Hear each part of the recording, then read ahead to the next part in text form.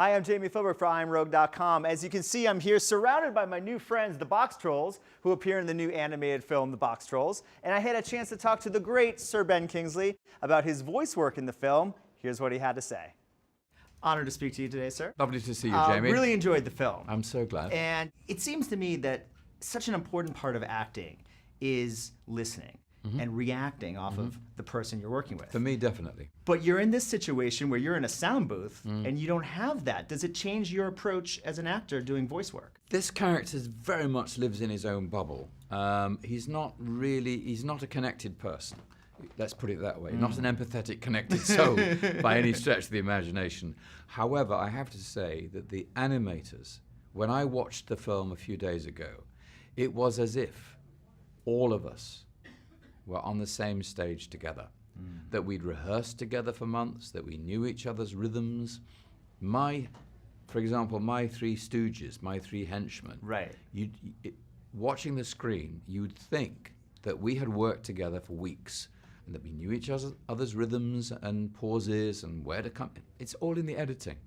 We were separate. We probably filmed weeks apart. Right. And were put together thousands of miles away. It's miraculous. For me to be the voice and for me to say, you do the rest. I've never done that before. Is it freeing in a sense? Freeing. Yeah. That's the word. Very freeing. And I was told by the lovely director, Anthony, he said, oh, when you do that with your voice, the animators are going to love that. So I thought, wow, they want something to play with. So I started to stretch my vowels. Ellie actually impersonates me towards the end of the film. Stretch my vowels too far, put a H in where there's not one in the word. Start to play with the language and his way of talking more once our director very early on said, that's what animators love.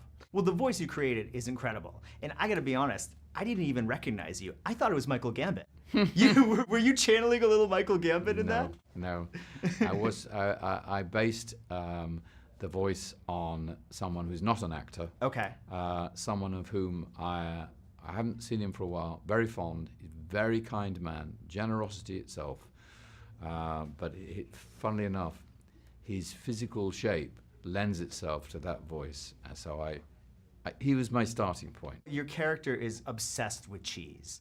And power. And power, right. But cheese, and I guess power, is what corrupts him. It makes him a monster. Well, instead of being at the royal palace drinking fine wine, as one would, that's a metaphor for power, these guys say, well, let's have it not wearing a crown, but a white hat, which grabs the audience's attention. Crown, yeah, but white hat, oh.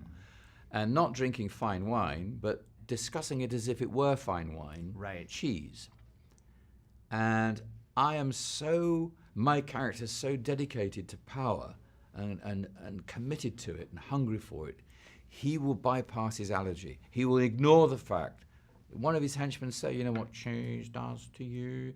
And he just ignores his allergy in order to acquire power. He knows he's destroying himself. It's hilarious in the film. It really plays well. Such a pleasure to speak to you. And finally, you, sir. and you. Thank you so much.